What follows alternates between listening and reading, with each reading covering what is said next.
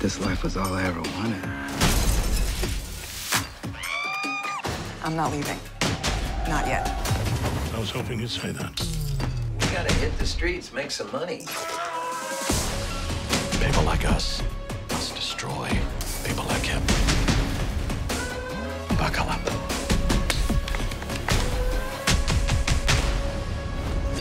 Get Showtime free at Showtime.com. So let's go to the co-main event, if we can. Henry Cejudo, wow, man.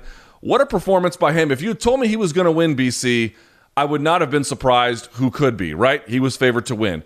He goes out there and he stops Dominick Cruz in the second round with strikes, but then he retired.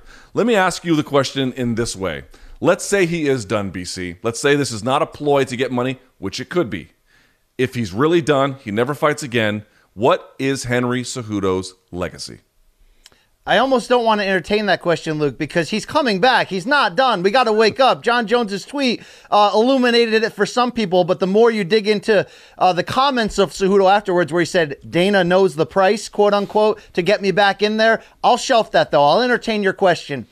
Brilliant performance, the ability to set up those leg kicks and take away the one avenue for victory that Dom Cruz may have had and then systematically take him apart. He's legitimately in the discussion right now for pound best in the sport. I don't think he's better than Khabib. I still got John Jones right there, but he is banging on that door. And to see what he's done with his opportunities, I'll echo it again. I did not believe he deserved the opportunity to fight for a title in a second weight class at that point. I didn't think he beat Demetrius Johnson in their rematch. But with all that said, every time they've given him the ball, he has come up and above your expectations. Knocking out Marlon Moraes was a killer. All that we've seen, he's absolutely hit a slam dunk. It's hard to say, is he now what he says, the greatest combat athlete of all time? No. Is he in the discussion of that upper room that, you know, people like me allowed Demetrius Johnson and Daniel Cormier to get into in the last few years? That Silva, GSP, Fedor, you know, John Jones room, you know where I'm going here. No, I don't think he's there, but I'm insanely impressed. His 4-fight win streak right now, he's on a 6-fight win streak, but that specific 4-pack of fights, that's Mighty Mouse, Dillashaw, Moraes, and now Dominick Cruz, I would put up there with anyone with the exception of the 5-fight run that John Jones had beginning with the Shogun fight. I'll put that up there with or above any other 4-fight stretch in UFC history. That's the respect I have for who he is. I don't think he's a GOAT, though. I do think you have to separate the hall of very good and great, but I do think he's exceptional at 33. I think he's taking a very large financial stand here because he sees himself as the Conor McGregor of the small weight classes. He sees himself as the potential first legitimate Mexican-American star for the UFC. So I think what he's trying to do is this, Luke. It's not just about pay me. I think he's so smart that he's saying to himself, if I stay at bantamweight and I go through the gauntlet of Peter Yan, Aljamain Sterling, Corey Sandhagen, Moraes a second time, on and on and on, I may win them all, but, you know, that's a lot of high risk, somewhat low reward. Do you know what retiring right now is the best thing for him in his mind? He's giving away the belt so he doesn't have to defend it, and then he can come back for the type of one-offs, whether that be a featherweight title shot down the road, or whether that just be super fight, or fight another old name to put it on your resume. It's brilliant control of your career. Do you know who the real MVP is? You're not going to want to hear this. The real MVP at UFC 249, it ain't the COVID testers. It ain't Dana White getting the show back on the. It's Ali Abdelaziz. What a freaking weekend for that guy. The way he's guiding these fighters. I thought the way Cejudo handled this retirement was absolutely brilliant. Yeah, sure, I wouldn't be opposed to saying that. He certainly has. A lot of people want to say Ali's success is accidental. I don't think it is accidental. Again, there may be some other criticisms to make of him, but that he has been a very successful manager in MMA is not one you could make. You have to acknowledge what he has done. So I would absolutely do that. But getting back to Henry Cejudo here for just a moment, if I may, to me, when I think about, again, if this is just some ploy to get more money in the way which you have described, it very well could be. We'll have to see. Let's take the premise of the question for what it is. So let's say he's done. What is his legacy? First of all, it deserves to be said, this is one of the better retirements in MMA that I've ever seen. It happened in a strange way. It's happening in a strange time. But to go out on top, as you mentioned, in a 4-fight win streak where 4 of those wins, there are 4 wins, but then 3 of them, Dillashaw on PEDs, Marlon Moraes up a weight class, Dominick Cruz up a weight class. He got those 3 via stoppage. That's the best 4-fight win streak I've seen at any weight class, 145 and down. And as you mentioned, it's in competition with some other ones in the higher weight classes as well. So to me, you have this combination between a guy really coming into his own, a great moment to retire where you're not going out of the cage on your hands and knees. You're not taking fights you're not supposed to take. You're not in all this kind of physical and financial peril, and it feels too soon, which tells you in many ways it could arguably be construed as being right on time. But the thing that sits out for me is when I think about this, you're right.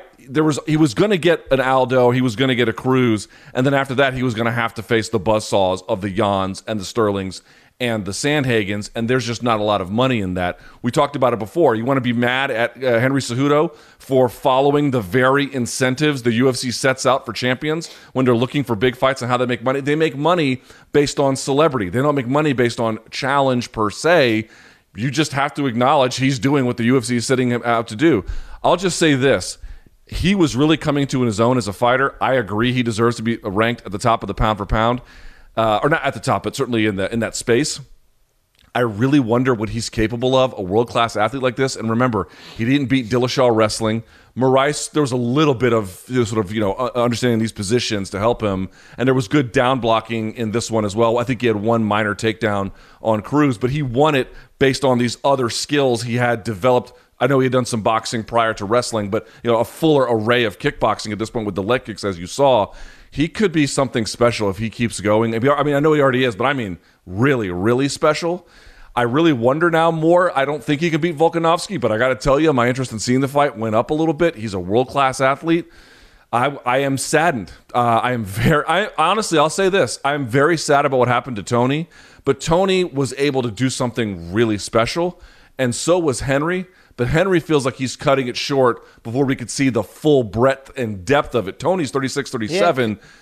Yeah. It just kind of kills me a little bit, I want to ask you this. If you believe what I just said about Cejudo's strategy right now in terms of matchmaking, what are the potential super fights that could interest you at lightweight at below lightweight in the first half of the small weight classes? If Cejudo is going to essentially try to become a contract killer and only take the biggest fish available for big money, are there those type of fights that interest you? Honestly, they're at 145 at this point, because 135, if you're talking about just great fights with great talents, it's such an interesting, talent-rich, youth-driven division, but these guys just haven't had a chance to assert themselves. And the one bad thing for bantamweight, we've discussed a million times now, it's always better when one fighter takes the title from another. When one champion has to just gift it back, it makes that transference of celebrity kind of hard. And I'll say this, BC, what's kind of sad also about Cejudo is that I remember when he first finished the Olympics and there were rumors of him getting into starting MMA, and he was not doing well at first. He had some weight cut issues, of course, as we saw, and he had wins, but they were real lackluster, and he wasn't training with the right people, and blah, blah, blah. Number one, he ironed all that out, but the fact that he got labeled and did it to himself as the king of cringe, when to me, he could have been the guy who picked up the torch from Cain Velasquez to really draw in those Latino-American fans, to really bring them out. If you had not seen UFC 121 and you look in the audience and you just see who's there, and it was a different complexion, he could have been that guy. He still could be that guy if he finds a way.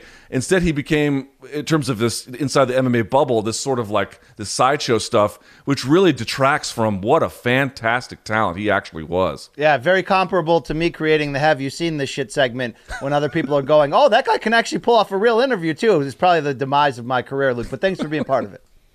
That's what I'm here to do, buddy. That's what I'm here to do. This life was all I ever wanted. I'm not leaving. Not yet. I was hoping you'd say that. We gotta hit the streets, make some money. People like us must destroy people like him. Buckle up.